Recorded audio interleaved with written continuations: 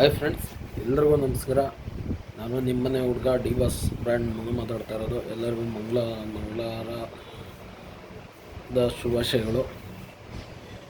ಆ ತಾಯಿ ಚಾಮುಂಡೇಶ್ವರಿ ಕೃಪೆ ನಿಮ್ಮ ಮೇಲೆ ಇರುತ್ತಾ ಅಂತ ನಾನು ಇವತ್ತಿನ ಟಾಪಿಕ್ನ ಸ್ಟಾರ್ಟ್ ಮಾಡ್ತಾಯಿದ್ದೀನಿ. ಇವತ್ತಿನ ಟಾಪಿಕ್ ಬಂದ್ಬಿಟ್ಟು, ಒಂದು ಚಿತ್ರರಂಗದಲ್ಲಿ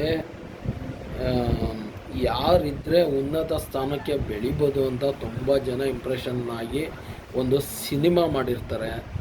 ಅವರು ಆದರ್ಶದು ಮತ್ತು ಅವ್ರದ್ದೇ ಆದ ಕನಸುಗಳನ್ನ ಹೊತ್ತಿ ಒಂದು ಸಿನಿಮಾ ರಂಗಕ್ಕೆ ಬಂದಿರ್ತಾರೆ. ಆದರೆ ಒಬ್ಬ ಡಿಸ್ಟ್ರಿಬ್ಯೂಟರ್ ಏನು ಮಾಡ್ತಾನೆ, ಯಾವುದೇ ಥಿಯೇಟರ್ಗಳಿಗೆ ಸಿನಿಮಾನ ಹೋಗ್ದಂಗೆ ತಡಿತಾನೆ. ಒಬ್ಬ ಡಿಸ್ಟ್ರಿಬ್ಯೂಟರ್ಗಳು ಸಿಗ್ತಾ ಇಲ್ಲ ಅನ್ನೋ ಮಟ್ಟಕ್ಕೆ ಇದು ಬರ್ತಾ ಐತೆ. ಯಾಕಂದರೆ ಅದು ಒಂದು ಸಾಮಾಜಿಕವಾಗಿ ಚೆನ್ನಾಗಿದೆ. ದೊಡ್ಡ ಮನುಷ್ಯ ಅಂತ ಸಿನಿಮಾ, ಯುವ ನಟನ ಸಿನಿಮಾ ಅದು. ಆ ಸಿನಿಮಾಕ್ಕೆ ಯಾವುದೇ ಡಿಸ್ಟ್ರಿಬ್ಯೂಟರ್ ಸಿಗಲ್ಲ. ತುಂಬ ನೋವಿನ ಸಂಗತಿ ಅಂದರೆ, ಕನ್ನಡ ಇಂಡಸ್ಟ್ರಿಯಲ್ಲಿ ನಮ್ಮ ಬಾಸ್ ಇದ್ದಾಗ ಅವರು ಬಂದು ಯುವ ನಟರಿಗೆ ಪ್ರೋತ್ಸಾಹ ನೀಡಿ ಅವ್ರನ್ನ ಸಿನಿಮಾಗಳನ್ನ ತುಂಬ ಮುಂದೆ ಹೋಗೋಕ್ಕೆ ಬೆನ್ನೆಲುಬಾಗಿ ನಿಂತು ಸಪೋರ್ಟ್ ಮಾಡಿ ಎಲ್ಲ ಇದು ಮಾಡೋರು. ಈಗ ಈ ಕನ್ನಡ ಇಂಡಸ್ಟ್ರಿಯಲ್ಲಿ ಏನಾಗ್ತೈತೆ ಅಂದರೆ, ಇಂಡಸ್ಟ್ರಿಯಲ್ಲಿ ಯಾರು ಡಿಸ್ಟ್ರಿಬ್ಯೂಟರ್ ಆಗಿರ್ಬೋದು, ಕೊರಿಯೋಗ್ರಾಫರ್ಗಳಾಗಿರ್ಬೋದು, ಮತ್ತು ಅಲ್ಲಿ ಇರೋ ಪ್ರಚಾರ ವಿತರಕರಾಗಿರ್ಬೋದು, ಎಲ್ಲರೂ ಅಷ್ಟೇ ಈಗ ಲೋ ಕಾಂಪ್ಲಿಮೆಂಟಲ್ಲಿ ಬರ್ತಾಯಿದೆ. ಯಾಕಂದರೆ ಅಲ್ಲಿ ಒಂದು ಆಲದ ಮರ ತುಂಬ ನೆರಳು ಕೊಡ್ತಿತ್ತು. ಅದೇ ಆಲದ ಮರ ಇವತ್ತು ಯಾವುದೋ ಒಂದು ಸ್ಥಾನದಲ್ಲಿದೆ.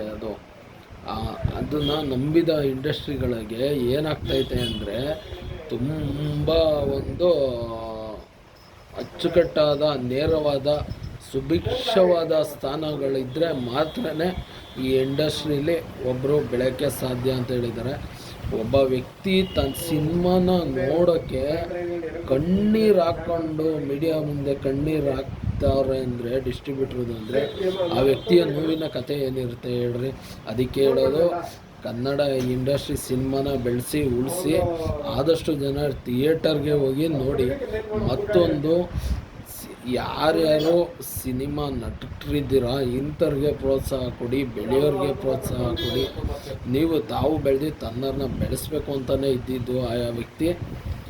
ಈಗ ತುಂಬ ಏನಾಗ್ತೈತೆ ಅಂದರೆ, ನಿಮ್ಮಗಳ ಸ್ವಾರ್ಥಕ್ಕೆ ಯುವ ನಟರುಗಳನ್ನ ಬೆಳಕೆ ಬಿಡ್ತಾ ಇಲ್ಲ ನೀವು.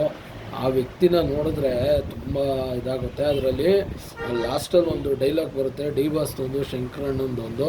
ಯಾರೋ ಒಬ್ಬ ವ್ಯಕ್ತಿ ಹೇಳ್ತಾನೆ, ಯಾಕಪ್ಪ ನೀನು ಆಟೋದಲ್ಲಿ ಶಂಕರ್ನಾಗು ಮತ್ತು ಡಿ ಬಾಸ್ದು ಫೋಟೋ ಇಟ್ಟಿದ್ಯಾ ಅಂದಾಗ, ಆ ವ್ಯಕ್ತಿ ಹೇಳ್ತಾನೆ, ಶಂಕರ್ನಾಗ್ ಅನ್ನೋರು ಬಂದು ನಮ್ಮ ಹೃದಯದಲ್ಲಿರೋ ಅಕ್ಷರ ಸರ್. ಡಿ ಬಾಸ್ ಬಂದ್ಬಿಟ್ಟು ನಮ್ಮ ಕರ್ನಾಟಕದ ಕಳಸ ಸರ್. ಯಾವತ್ತೂ ದೇವಸ್ಥಾನಕ್ಕೆ ಹೋದಾಗ ಕೈ ಮುಗಿತೀವಿ, ಗೋಪುರಕ್ಕೆ ನಾವು ನಮಸ್ಕಾರ ಮಾಡ್ಕೊಂಬರ್ತೀವಿ ಅನ್ನೋ ಥರ ಇರುತ್ತೆ. ಅದೊಂದು ಡೈಲಾಗ್ ಸಾಕು. ಅಂಥ ಸಿನಿಮಾಗೆ ಇವತ್ತು ಯಾವುದೇ ಥಿಯೇಟ್ರ್ಗಳಲ್ಲಿ, ಒಂದು ಥಿಯೇಟ್ರ್ ಬಿಟ್ಟರೆ ಬೇರೆ ಥಿಯೇಟ್ರ್ಗಳಲ್ಲಿ ಡಿಸ್ಟ್ರಿಬ್ಯೂಟರ್ಗಳು ಸಿಗ್ತಾಯಿಲ್ಲ.